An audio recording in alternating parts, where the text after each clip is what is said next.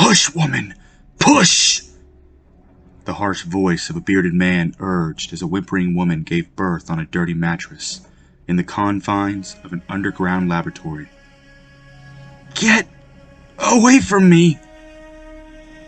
The cretin near her didn't answer. Instead, he stared into her eyes with a look that spoke for him. All she could do was struggle as nature took its course. The depraved man was an unremarkable creature by the name of David Gray, a former scientist that worked with a division in the government, one that technically didn't exist. At least that's what the papers and reports said when David tried his hand at whistleblowing. His career was ruined, and overnight he'd become an enemy of the United States, forced to flee his home in 1897. What he had tried to blow the whistle on was the fact that the government was already in the workings on technology that wouldn't surface until well in the end of the upcoming 20th century. David Gray had sworn vengeance on the colleagues he had considered friends in the field, hiding for the last 3 years in his ragged underground lab, filled with resources and technology that he'd smuggled from the government. The woman giving birth was in fact the unwilling mother of his child, a crime that David had forced the woman into undertaking.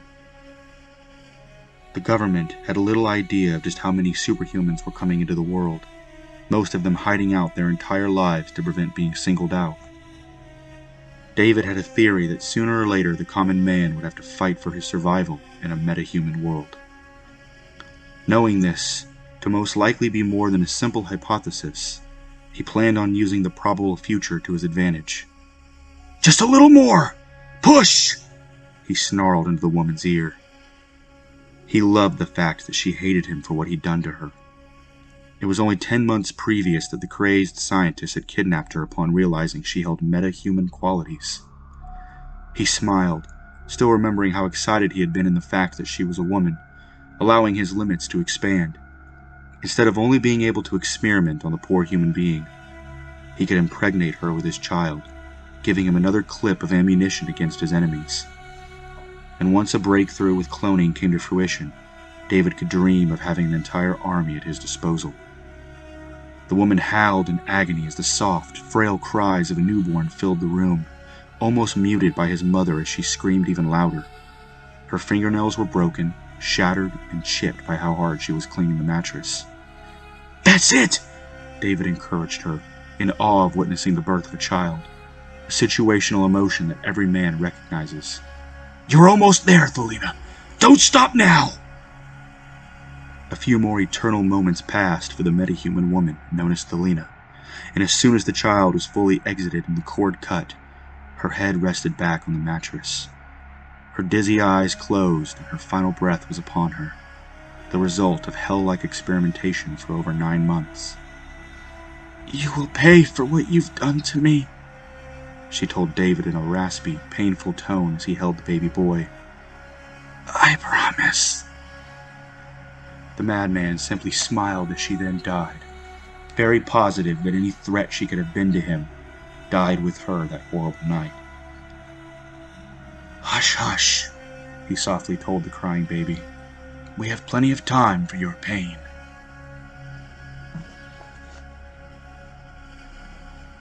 For the first 15 years of my life, I was a lab rat known as Nathaniel Gray, son of the world's most twisted, scientific madman. I must share early the fact that I hate my brown hair, as it bears resemblance to the awful man I knew as my father and my torturer. I must also note that by the time I was only 5 years old, he had operated on my throat, leaving a long scar across the entire front of my neck and Adam's apple. If that wasn't enough, my home was the inside of a cage. This mattress-sized prison served as nothing but a dirty hellhole, riddled with stench and stain.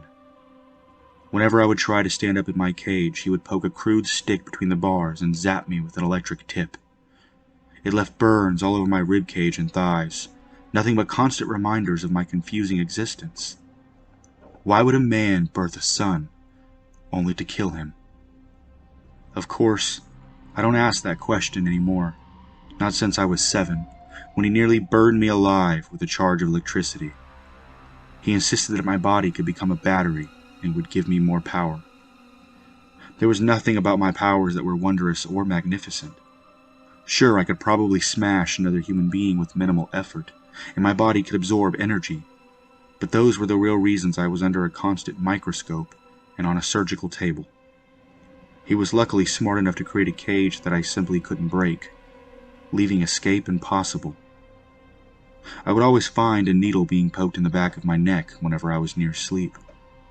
That was how he'd get me on the operating table, strapped down with more metal than I couldn't destroy. My father would actually educate me in his spare time, a sickening gesture that only meant he wanted me to understand what I was going through. "Nathaniel." I heard his raspy voice say my name, and I rolled over onto my side to see him standing near my cage. "Please," I began my plea, "just leave me alone today." "I'm sorry, son, but that cannot happen," my father replied, shaking his head with fake sympathy. "I need your full cooperation in today's work." "It's not work," I argued with him. "It's torment that you insist on putting me through for some sick revenge scheme that'll never be realized." He sighed, rolling his eyes. "Do you really feel that we must go over this again?" he asked me, and I shrugged. "I doubt it'll change anything," I answered him in a grim, honest tone. "It never does." "I don't do these things to hurt you, son," he told me in a soft tone, removing a needle from his lab coat. "I want you to know that." "Sure," I groaned, turning back over so that my neck was facing him. "Whatever you say." "Sleep, son," I heard him whisper as the needle entered the back of my neck. The next few hours were a hellish blur, a nightmare that never seemed to begin or end. I remember wanting to toss and turn as pain entered my entire being, the only thing stopping me being the metallic restraints my father used on the operating table. He said they were to protect me from myself, but I knew better. The truth of the matter was that he was in fact afraid of me and my power, yet obsessed enough to keep me in a cage for weekly experimentation. As always, I awoke from it all as if it had in fact been a dream, but I knew it had all been real. Yet this particular time I found a mirror in the outside of my cage, leaned up against a wooden crate. The first thing I saw upon waking up caught me off guard and nearly forced my eyes to pop from their sockets. What have you done to me?" I shuddered, running my hands through what was now gray hair on my head. "Why?" "Because you were complaining about its former color," he answered me from his work desk several feet away, studying vials of different liquids. "But still you deserve the truth." "Which is?" I asked, raising a nervous eyebrow. He set the vials down and stared into the paperwork on his desk. "This time I injected your body with several poisons," he revealed to me. "One of them being a pure concentration of a disease designed to wipe out populations." "You did what?" I howled, wishing I could reach outwards and grab him. "Why would you do such a—" "You're alive, aren't you?" he pointed out, and I stopped, gritting my teeth.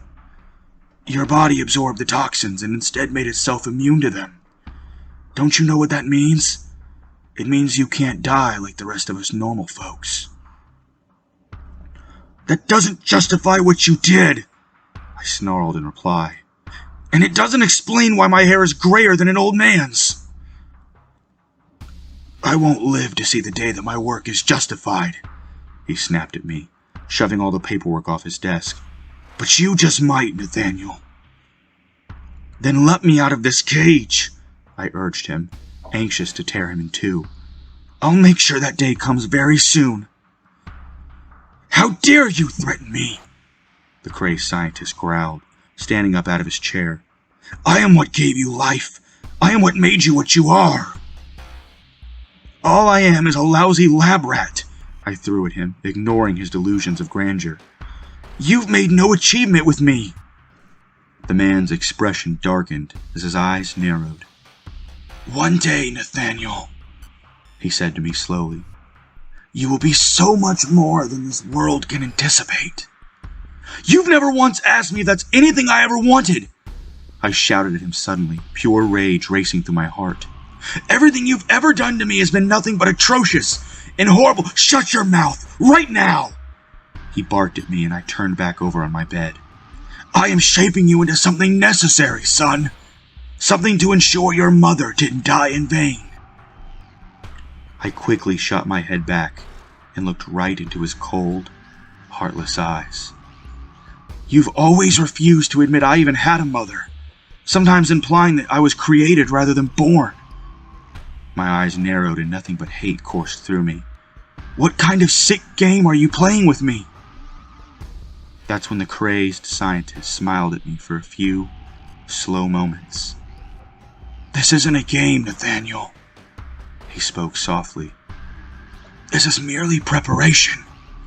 The game comes after all of this." Hours later, I awoke in the darkness, still on the same dirty mattress in my cage. I felt restless as the usual noises my father's machines made pained my ears, forcing me to cover them. I couldn't stop thinking about my latest conversation with the man who claimed to be my father. For years, he had failed to confirm my mother's existence, but earlier he revealed that she was dead. But when did she die? I asked myself that question over and over again, pondering why I had been left in the care of such a brutal excuse for a man. It didn't take long for a dark thought to poison my brain. Did he kill her? The more I thought about it, the more I began to believe it, finding every reason to confirm my current situation. The madman had murdered my mother, and then put me through the last agonizing 15 years. That had to be the truth. It just had to be. As I began to shed tears, my only wishes were that I could use my superhuman strength to smash the terrible man's skull. It wasn't right for me to have grown up solely in this room, mostly in this cage as a matter of fact. A decade and a half's worth of torture and misery was the only life I knew. I slowly placed my hands on the bars of my cage, immediately cringing at the electricity that poured into my body. My fingertips soon smelled of burned flesh, and I lost it, squeezing the bars with all my might. "You're going to get it, old man," I whispered to myself, praying that escape would finally present itself. A moment later, the electricity shorted out and remained within me, leaving the cage absolutely useless in holding me captive. I let go of the bars, my hands shaking as I realized I outlasted and drained the cage. I smiled, realizing I could break out at any moment of my choosing, for it would be just that. I had never left this room, so I couldn't be absolutely prepared for what was on the other side of the only door. Besides, I would be much happier if my father could be here to see me escape, terrified and surprised to be at my mercy. I couldn't help but lay back in comfort for the first time in my life and genuinely smile. I would make my move in the morning.